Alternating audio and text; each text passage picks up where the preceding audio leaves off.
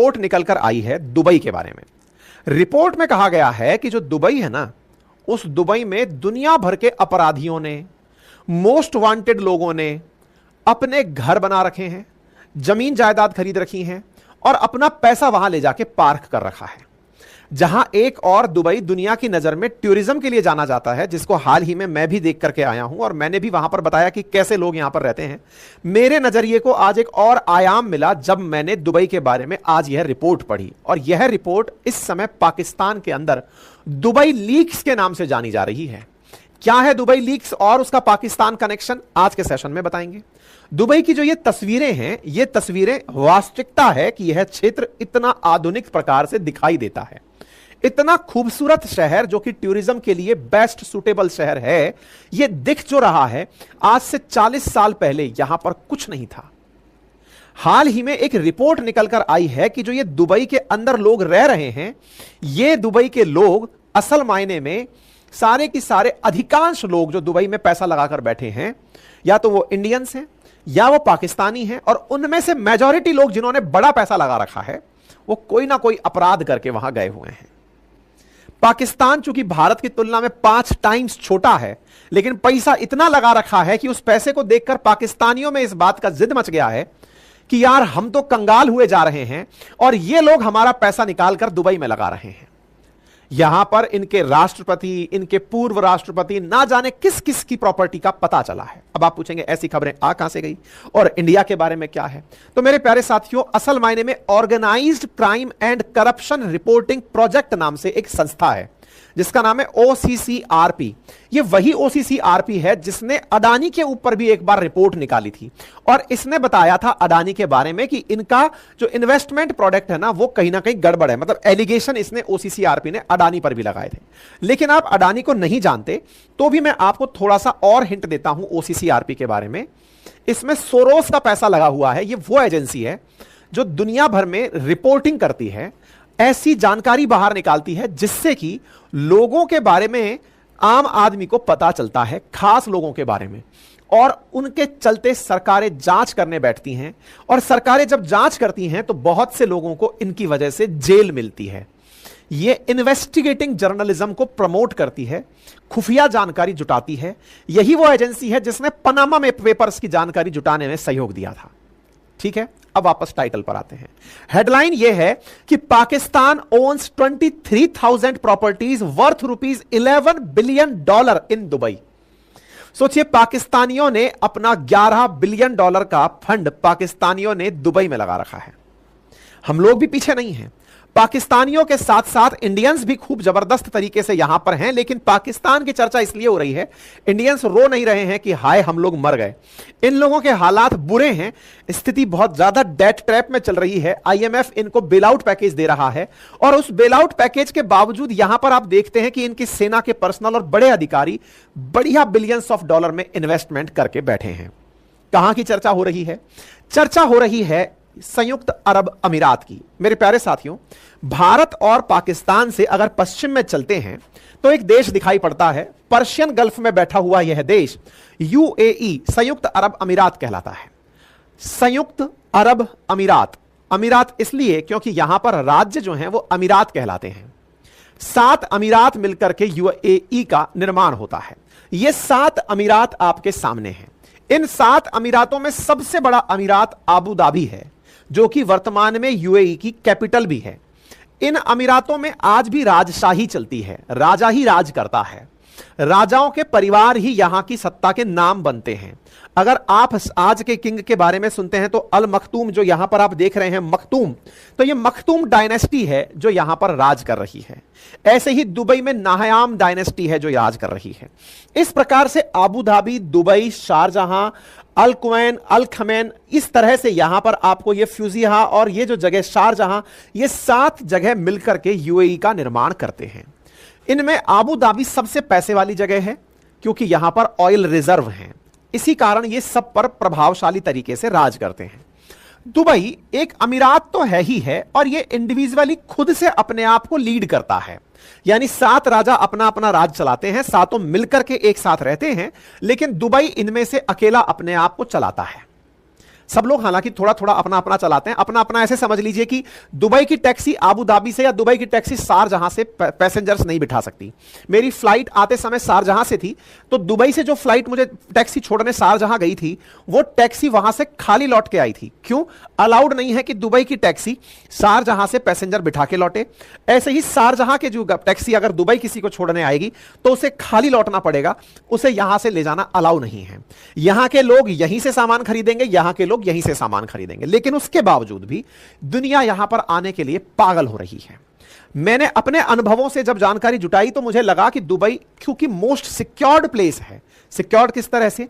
हर चीज कैमरे की नजर में है। आप टैक्सी में भी बैठे हैं तो 3 कैमरे लगे हुए हैं, एक आपको देखता हुआ, एक ड्राइवर को देखता हुआ, एक डिग्गी को देखता हुआ। आपके तीनों तरफ निगरानी है।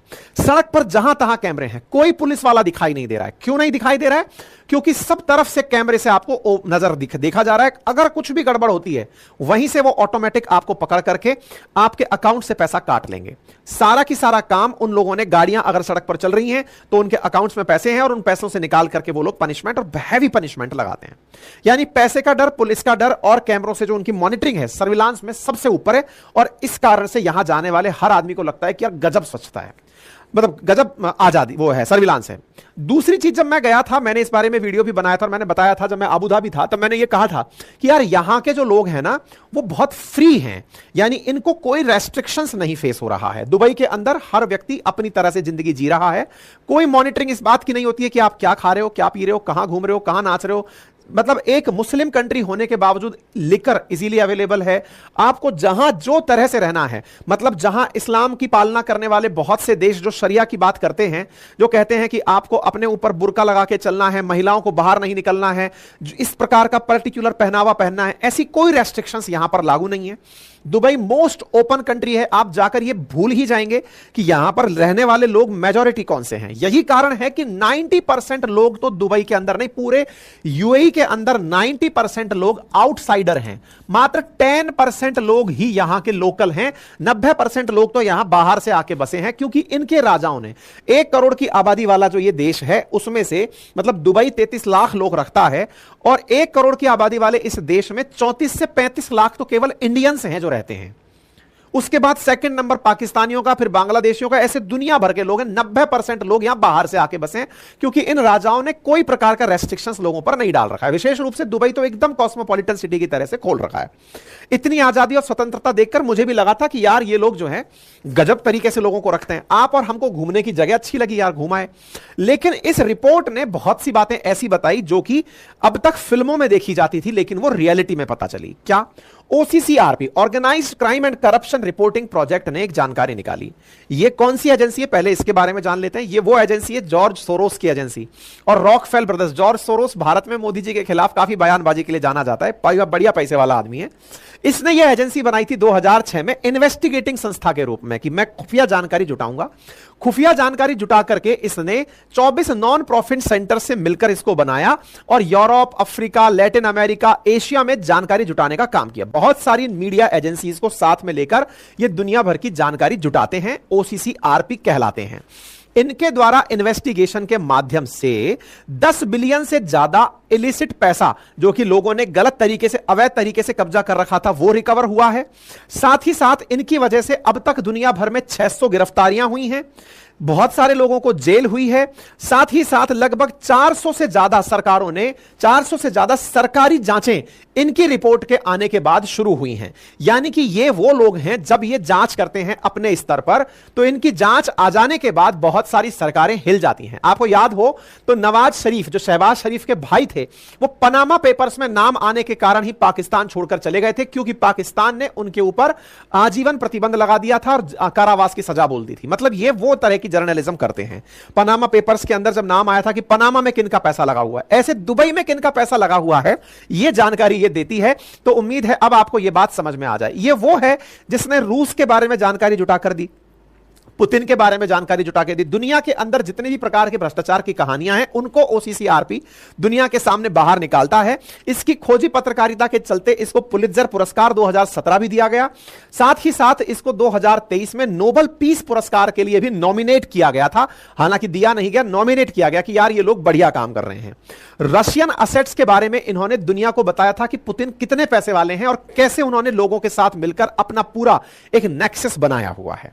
फिलहाल इनका ध्यान गया है दुबई पर, और दुबई पर जो जानकारी है वो दुबई लॉक्स के नाम से बाहर निकली, दुबई लीक्स के नाम से बाहर निकली है। दुबई लीक्स जो है इसको इन्होंने दुबई अनलॉक करके रिपोर्ट में प्रकाशित किया है। इस रिपोर्ट में इन्होंने कुछ इस प्रकार से पेज बनाया है। पहले आप इनका ट्वीट देखिए।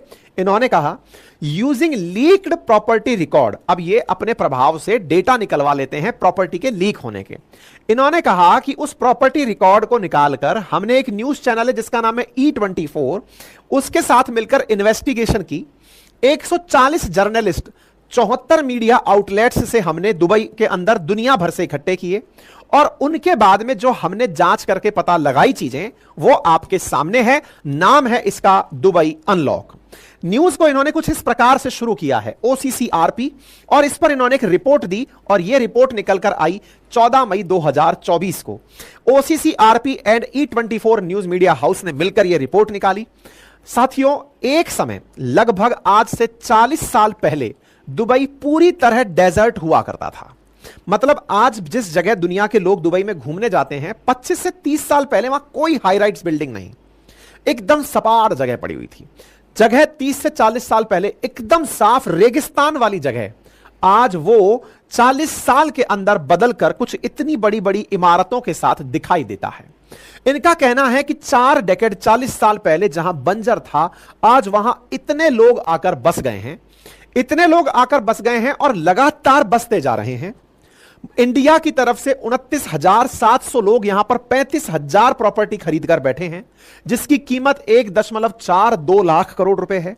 साथ ही साथ इन्होंने अपनी तरफ से जानकारी देते हुए कहा कि दुबई में विदेशियों की जो संपत्ति की डिटेल साझा हुई है, इसको जुगाड़ने के लिए इन्होंने कुछ लीक डॉक्यूमेंट का लाभ उठाया।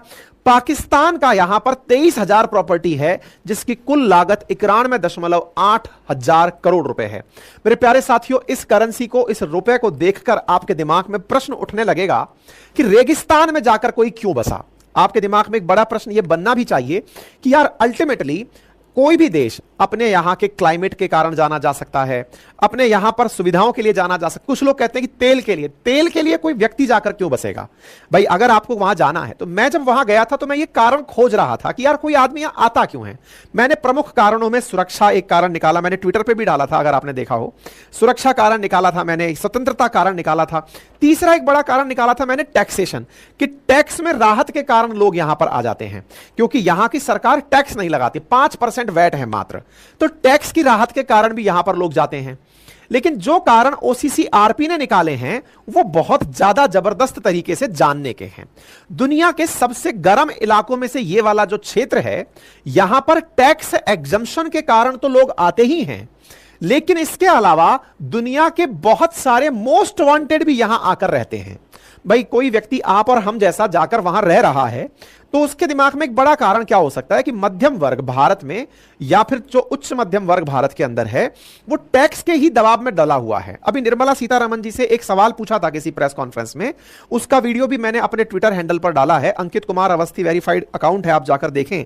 तो उस पर भी मैंने, उसमें भी जो बेचारा सामने वाला सवाल पूछ रहा है वो बहुत जेन्युइन सवाल पूछ रहा है कि आप मेरे स्लीपिंग पार्टनर है, मैं एक्टिव पार्टनर हूं, सरकार हमसे इतना टैक्स वसूलती है। ये सच्चाई है साथियों, आपको जानकर बड़ा आश्चर्य होगा। भारत में टैक्स देने वाले भले ही बहुत कम लोग हैं, लेकिन सरकार जो उनसे टैक्स वसूलती है, मैं खुद इस बात का आपको एविडेंस दे सकता हूं कि मेरी कंपनी लगभग 40% अपनी कमाई का सरकार को तो सीधा सीधा पे करती है। जो हम लोग ले रहे हैं 40% तो टैक्स में चला गया, उसमें से तो सब भूल जाओ। जो बचा उसमें से आपको कंपनी को पैसे देने हैं, तनख्वाहें बांटनी है, और ये तो टैक्स सरकार ने कंपनी से वसूल लिया। बाकी जो जीवन यापन करते समय खर्चे करने हैं, उन खर्चों में मतलब ऑलमोस्ट 10 से 15% पैसा ही आदमी बचा पाता है, बाकी सब पैसा सरकार वापस कैसे ना कैसे ले लेती है। इनके देश में सीधी सीधी 40 से 50% टैक्स की राहत है। आप गए तो आप ये समझिए कि मैंने आपको कल परसों भी एक उदाहरण दिया था एक सेशन में, जिसमें यह बताया था कि अगर यहां पर फॉर्च्यूनर 50 लाख की है तो वहां 25 लाख की है, सरकार टैक्स में राहत देके बैठी कि जिसको टैक्स लेना ही नहीं है, 5% वैट लेना है, वो भी आप वापस जब अपने देश जाओ तो उसको वापस ले जाना। ठीक है, तो इस प्रकार से टैक्स एग्जेम्पशन बहुत सारे जो लोग काम करने वाले हैं उनके लिए तो ये बड़ा मोटिवेशन है, और वो जाकर के वहां पर भारत के बहुत सारे उद्योगपतियों ने, भारत के बहुत सारे फिल्म सितारों ने, बहुत सारे यूट्यूबर्स ने, बहुत सारे इन्फ्लुएंसर्स ने वहां पर जाकर के अपने अपने घर बना लिए हैं, और बहुत सारे जा रहे हैं। बहुत सारे लोग जो मतलब भारत की बहुत सी कंपनियां दुबई में अपना ऑफिस बनाकर चल रही हैं कि भाई कम से कम यहां टैक्स तो बचता है। अच्छा, लेकिन इसके बाद इस रिपोर्ट ने जो खुलासा किया वो कहा कि दुनिया के मोस्ट वांटेड यहां क्या कर रहे हैं, मोस्ट वांटेड यहां कैसे हैं। भाई टैक्स इवेजन के बारे में समझ में आया, बड़े सारे लोग टैक्स के लिए जा रहे हैं। मोस्ट वांटेड को टैक्स क्या है? मोस्ट वांटेड को तो सबसे बड़ा खतरा इस बात का है कि कोई उसे पकड़ ना ले, कोई उसे मार ना दे। फिर ऐसी स्थिति में यहां पर मोस्ट वांटेड कैसे जा रहा है? इस जानकारी को इन्होंने कुछ इस प्रकार से कहा, दुबई के अंदर साथियों एक ना नकली पाम का पेड़ जैसा आइलैंड बनाया गया है समुंदर में। ये जो आपको दिख रहा है ना, ये असल मायने के अंदर पाम आइलैंड है। पाम आइलैंड मतलब दूर से ऐसा लग रहा है कि पाम ट्री बना हुआ है, असल में ये नकली बना हुआ आइलैंड है, मट्टी से बनाकर इस पर घर बने हुए हैं। इसके बिल्कुल इस किनारे पर जाकर के सबसे महंगी इनकी जो होटल है वो बनी हुई है। मतलब ये भयंकर महंगा एरिया है। यहां आप जब जाएंगे, यहां पर बड़े बड़े फिल्म सितारे, ये जो शाहरुख खान, रोनाल्डो वगैरह जितने भी लोग बड़े लोग हैं, इनके घर यहां पर आपको मिलेंगे, पैसे वाले लोगों के। इस बारे में जब जानकारी जुटाई तो इस एजेंसी ने जानकारी जुटाई तो इन्होंने यहां बताया कि एक व्यक्ति है जिसकी मतलब इन लोगों ने भी अपनी तरह यह मालूम करने का प्रयास किया कि यहां पर जिनके घर हैं वो लोग हैं कौन। जानकारी जुटाते जुटाते एक बिल्डिंग तक पहुंचे। उस बिल्डिंग के नाम, व्यक्ति का नाम था ओबैद खैनानी। ओबैद खैनानी पाकिस्तानी नागरिक है। वो अपने फादर के साथ साथ प्रतिबंधित है अमेरिका में 2016 से। उसके ऊपर मनी लॉन्ड्रिंग का आरोप लगा हुआ है और ये billions of dollar drug trafficking करके यहां पर लेकर पहुंचा हुआ है। लीजिए साहब, ड्रग ट्रैफिकिंग करी और यहां पर एक बहुत बड़ी बिल्डिंग बना ली। साथियों, यहां पर 2 BHK फ्लैट भी 5 करोड़ से नीचे नहीं मिलता है। बहुत महंगी तरह से मतलब पैसा यहां पे कट रहा है। उसके बावजूद यहां पर लोग ये बढ़िया सा एक 5 सितारा घर बना के बैठे हैं। एक और नाम मिला साहब, इस टावर का नाम था palm tower Dubai. Palm tower Dubai, इसके अंदर रहते हैं डैनिलो, और डैनिलो एक ब्राजील के बिजनेसमैन है। इनको दुबईयानों के नाम से भी जानते हैं। इनके ऊपर आरोप है कि ये बिटकॉइन का फ्रॉड करके पैसा लेकर के यहां पर बस गए। दुबई के अंदर इन्होंने प्रॉपर तरीके से अपनी तरफ से, मतलब पहले ब्राजील में इन्होंने फ्रॉड किया, यहां आकर इन्होंने अपनी बिल्डिंग बनाई और दुबई में मस्ती से रह रहे हैं। तीसरे व्यक्ति का नाम है जुमेराह बे, मतलब इनका अपार्टमेंट का नाम है जुमेराह बे टावर X3। इसके अंदर रहने वाले व्यक्ति हैं डैनियल किनाहान। किनाहान के बारे में पता चलता है कि ये एक ड्रग कार्टेल चलाते थे, ड्रग ट्रैफिकिंग करते थे स्पेन और यूके के अंदर। यूएस अथॉरिटीज ने इनके ऊपर $5 मिलियन का वो लगाया हुआ है, पैसा दो और मतलब क्या कहते हैं ना, इनाम घोषित किया हुआ है। ये यहां पर एक बढ़िया टावर बना के आराम से रहते हैं। ऐसे ही एक टावर बना हुआ है जिसका नाम है अवंती टावर। यह है सलाम शेबानी का। ये यूरोप के मोस्ट वांटेड हैं। यहां पर ये बढ़िया तरीके से रहते हैं। स्वीडन के अंदर इनके ऊपर मनी लॉन्ड्रिंग और 2 हत्याओं का मामला है। बढ़िया तरीके से टावर बना के यहां रहते हैं। ऐसे ही कुछ और टावर्स भी हैं जिसके जो बिल्कुल बुर्ज खलीफा के पास हैं। इनमें से एक टावर विनोद अडानी का है, गौतम अडानी के भाई का है, जो कि भारत के अंदर इनके कारण एलिगेशन सहन कर रहे हैं। अडानी के ऊपर जो अभी हिंडनबर्ग वाला मामला हुआ तो बोले विनोद अडानी का भी यहां पर एक टावर बना हुआ है।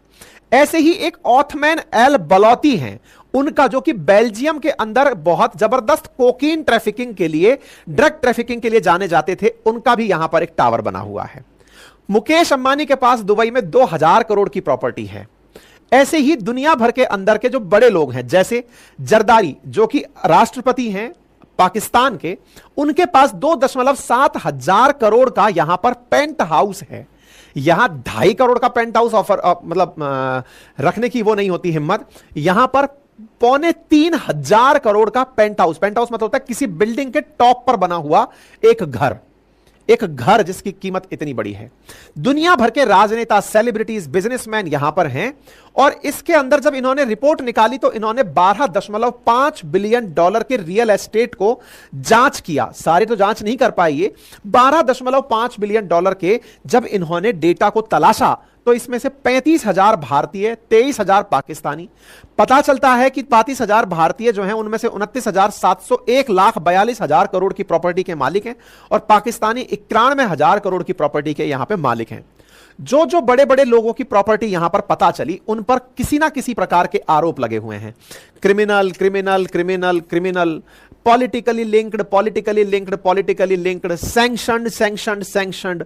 आप तलाशते जाइए, बकायदा इन्होंने अपनी वेबसाइट पर ये पूरा डेटा डाल दिया है। आप जाकर तलाशें, अपने देश का नाम डालें, वहां पर कैटेगरी डालें, जैसे criminal criminal criminal suspect other politically linked sanctioned, इस तरह की कैटेगरी है, आप डालें। हमारी टीम ने पाकिस्तान को डाल करके जब सर्च किया, पॉलिटिकली लिंक्ड में नाम निकल कर आया परवेज मुशर्रफ का।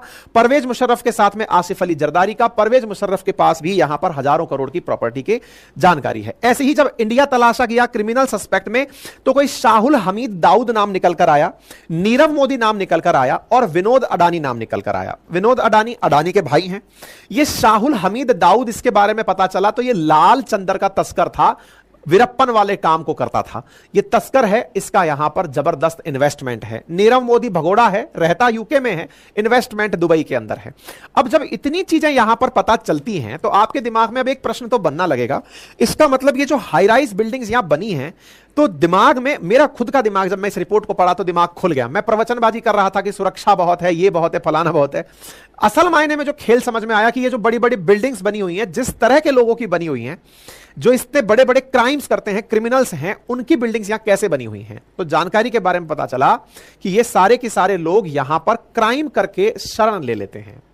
दुबई यानी कि यूएई, इसके बारे में यह पता चला कि ये वो देश है जो दुनिया के साथ में कोई भी ट्रीटी मानता नहीं है। अगर कोई आप इनसे ये कहें कि मेरा अपराधी आपके यहां पर है, उसे वापस भेजिए, एक्सट्रेडिशन ट्रीटी, नहीं मानूंगा। आपका अपराधी यहां रह रहा है, मेरा तो नहीं है ना, उसने मेरे यहां पैसा लगाया है, मेरे को उससे मतलब होना चाहिए ना। विचार कीजिए, कितना स्पष्ट विचार है साहब इसका। और यह आइडिया, मतलब जिसने भी इसको दिया होगा वो जबरदस्त आदमी होगा। इसने कहा कि मेरे यहां पर क्रिमिनल, आप दुनिया में कहीं भी क्रिमिनल हो, मेरे यहां पर क्रिमिनल मत बन के रहो, खत्म बात। आपको जहां क्राइम करना है करिए, मैं आपकी सरकार को आपके लौटाऊंगा नहीं। इस वजह से दुनिया भर के क्रिमिनल्स यहां जाकर शरण लेते हैं और इतना संजीदा तरीके से रहते हैं कि उन्हें देखकर आपको ऐसा लगेगा ये इतना सभ्य आदमी कैसे घूम रहा है। सभ्यता की पराकाष्ठा देखिए कि दुनिया भर के लोग, आपको सोचिए 5,000 करोड़ का जो घोटाला करने वाला जो वो था ना, एक एप्लीकेशन था जिसके बारे में बताया था, महादेव बैटिंग ऐप, वो लोग भी यहीं पर रह रहे हैं। यहां पर पूरी तरह डेस्टिनेशन है, जापान से निकले हुए लोग यहां पर रह रहे हैं। और तो और आतंकवादी जो हिजबुल्लाह हुती के जो लड़ाके हैं, जो दुनिया भर में आतंक मचाए फिर रहे हैं, लेबनान से अटैक कर रहे हैं, इजराइल के ऊपर, यमन से अटैक कर रहे हैं, उन लोगों के यहां पर हजारों करोड़ की प्रॉपर्टी है। मनी लॉन्ड्रिंग करके बुर्ज खलीफा में प्रॉपर्टी खरीद रखी है। सोचो, इतने सारे देशों से निकले हुए क्रिमिनल्स हैं जो यूएई में जाकर के अपना पैसा इन्वेस्ट कर रहे हैं। अब बड़ा सवाल है कि दुबई में क्यों जा रहे हैं। तो पहला कारण, ये किसी भी प्रकार की एक्सट्रेडिशन ट्रीटी नहीं मानता। आपको अपराधी को वापस लेना है, नहीं, मेरे यहां पर वो इन्वेस्टर है, उसने इन्वेस्ट किया हुआ है, मैं नहीं मानूंगा।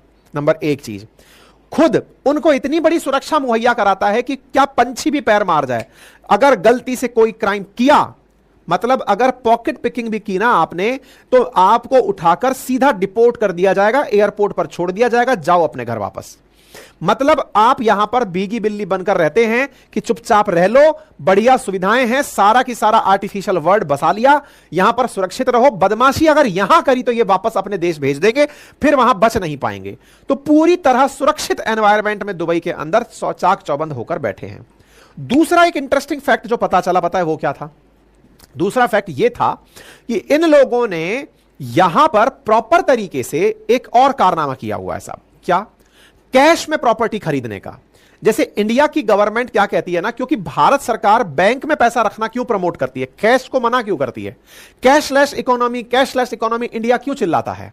क्योंकि इंडिया में इतना बड़ा टैक्सेशन है, सरकार को टैक्स चाहिए, सरकार को दुनिया का पैसा नहीं, अपनों का पैसा चाहिए। सरकार दुनिया पर नहीं, अपनों पर राज करने के लिए भारत में चलती है।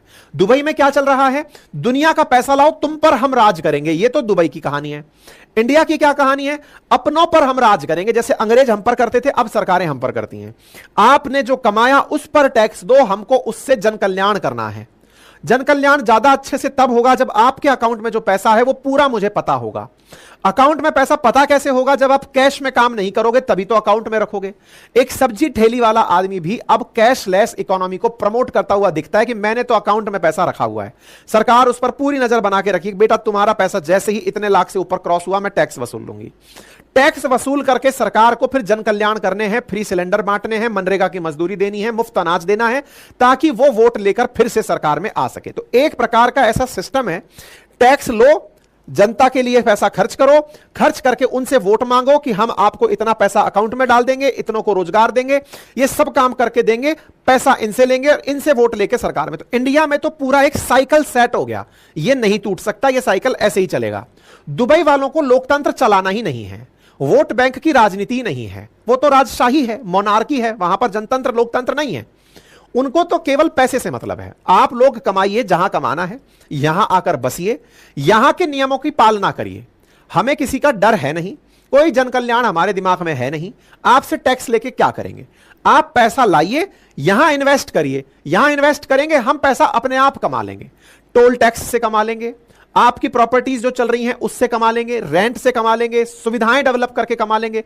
दुबई छोटे से शहर के अंदर सरकार ने अपनी 35,000 टैक्सी चला रखी हैं, जो पर डे केवल टैक्स के रूप में, कौन सा टैक्स? जो दुबई की प्राइवेट कंपनियां जो टैक्सी चलाकर अर्न कर रही हैं, पर डे 2 दिरहम एक सवारी पर उन्हें देना होता है। लगभग एक दिन में 1.5 से 2 करोड़ दिरहम के आसपास टैक्सी कमाकर उनकी सरकार को देती है। मतलब यहां पर सरकार ने लोगों को बसा के कमाने के तरीके निकाल लिए। सड़क पर आप चल रहे हैं ऑटोमेटिक तेज स्पीड में, एक वीडियो है मैं डालूंगा आपको, जिसमें तेज स्पीड में 120 पे गाड़ी चल रही है, अचानक टोल कट गया। चलती गाड़ी का टोल कट जाएगा, जैसे अपने आप पे स्पीड कैमरा पकड़ता है ना, ऐसे वहां पे टोल कटता है। टोल पे लंबी लाइनें है ही नहीं, कटता जा रहा है। बोले हम कमा लेंगे, तुम लोग तो ले आओ। इस तरह से इन लोगों ने काम, इन्होंने क्या किया? कैश का। बोले अकाउंट में पैसा रखने की बात क्या है? कैश में काम करो। कैश में काम करो से मतलब क्या है? आपको प्रॉपर्टी खरीदनी है, जाइए और कैश में रखिए। आपने अगर बैंक अकाउंट में डाल दी, आप दुनिया के क्रिमिनल हैं, बैंक अकाउंट में पैसा डाल दिया, बैंक अकाउंट में डाल दिया, तब तो बैंक वाले पूछेंगे कहां से लाए। इन्होंने सिस्टम कर रखा है, पाकिस्तान से पैसा लेके आयो कोई बात नहीं, इंडिया से लायो, कहीं से भी लायो कोई बात नहीं, जाओ मकान वाले को दो और दे दो, खरीद लो। मकान वाला फिर जाएगा। प्रॉपर्टी का बूम ही इनके यहां पर कैश से चला। इंडिया में भी यही हाल है। इंडिया में अगर आप एक नंबर में घर खरीदने जाते हो, सरकार सब जानती है, फिर भी आंख बंद करके बैठती है। क्यों? क्योंकि प्रॉपर्टी चलती कैश पर है। सरकार को पता है कि 50% पैसा कैश लेगा सामने वाला, 50% नंबर 1 से लेगा। सरकार के सारे लोग, बड़े बड़े अधिकारी, बड़े बड़े नेता इस बात को अच्छे से जानते हैं। लेकिन सरकार से अगर आप कहो कि ऐसा होता है, अरे कहां होता है ऐसा? कुछ नहीं होता ऐसा। सर वहां पर डीएलसी रेट 10,000 की है, लेकिन वो 1.25 लाख रुपए पर वर्ग गज मांग रहा है। पागल हो क्या? नहीं, ऐसे नहीं होता है, इग्नोर इट। वहां पर खुलेआम है, सब जो है वो सामने है, कैश में काम करो, ले जाओ। इंटरेस्टिंग बात, मकान खरीदने के बाद, मकान बेचने के बाद अगर पैसा आया, आप अकाउंट में रख सकते हो, बैंक आपसे नहीं पूछेगी। यानी उन्होंने इतना अच्छे से दुनिया के लोगों को लुभाने का तरीका बनाया हुआ है कि आप कैश अकाउंट में रखोगे ही नहीं, इन्वेस्ट करो। इन्वेस्ट करने के बाद में अगर आपने मकान बेचा, फिर पैसा आया, अब बैंक में रखो, फिर सरकार इन्वेस्ट करने के लिए कहेगी आपसे। इस तरह से इन्होंने पूरी तरह से क्रिमिनल्स को अपने यहां पर लाकर बसा लिया। बढ़िया तरीके से जितने भर के भी लोग हैं वो सब यहां पर आकर बसे, और इन्होंने बकायदा इस बात को समझाया कि ये लोग कैसे यहां पर पैसा कमाते हैं। इससे अंदाजा लगाइए कि जब ऐसी चीजें दुनिया भर के लोगों को पता चलती है, तो सोचो यहां पर प्राइस आसमान की तरफ भागते हैं। बुर्ज खलीफा के अंदर एक कॉम्प्लेक्स में 3 साल के अंदर 55% कॉम्प्लेक्स की कीमत बढ़ी है रियल एस्टेट के मार्केट में। मार्केट के अंदर, दुबई के अंदर $10 मिलियन के 431 घर बिके हैं, जो दुनिया में किसी भी शहर की तुलना में सबसे ज्यादा हैं। इतने ज्यादा तो शहर के अंदर इनके घर बिक रहे हैं। कहने का मतलब यह है कि इन्होंने यह समझ लिया कि क्राइम कहीं भी करो, अगर मेरे यहां आकर रहते हो तो सुरक्षित हो और बढ़िया से रहो, पैसा लगाओ, अपने देश को बढ़ाओ। जिस तरह से अमेरिका पन्नू को अपने यहां शरण देकर बैठा है कि तुमने इंडिया के अंदर कुछ भी किया हो, मेरे यहां तो कुछ नहीं किया है ना, मस्त रहो। ऐसे ही दुनिया भर के लोग, जैसे कि नवेल्नी है, जो नवेल्नी था, जो रूस के अंदर उसके पुतिन के खिलाफ बातें करता था, हालांकि अब तो नहीं बचा, लेकिन उसको दूसरे देश के लोग क्या कह रहे थे? हमारे यहां आकर रहो, कोई दिक्कत नहीं है। दुबई ने इन सब का सॉल्यूशन निकाल लिया कि तुम कहीं के भी हो, आकर रहो, मुझे कोई दिक्कत नहीं है। आपको कोई मांगेगा, हम आपको नहीं देंगे, मस्त रहो। इसके चलते क्या दुनिया के देश इस पर नाराज नहीं होते? क्या होते हैं? जिन लोगों के हालात ये हैं कि यार दुबई ऐसा क्यों करता है, सोचिए फाइनेंशियल एक्शन टास्क फोर्स की जो ग्रे लिस्ट आती है, जहां पाकिस्तान का नाम हुआ करता है, वहां पर यूएई का नाम भी हुआ करता है। आप जानकर चौंक जाएंगे कि इसने किसका पैसा ले लिया, इसने पैसे वालों को अपने यहां ले लिया। तो इसको 2022 के अंदर ग्रे लिस्ट में डाला हुआ था। उम्मीद है कि आप सभी लोग ऐसे ही अपना प्यार बनाए रखें।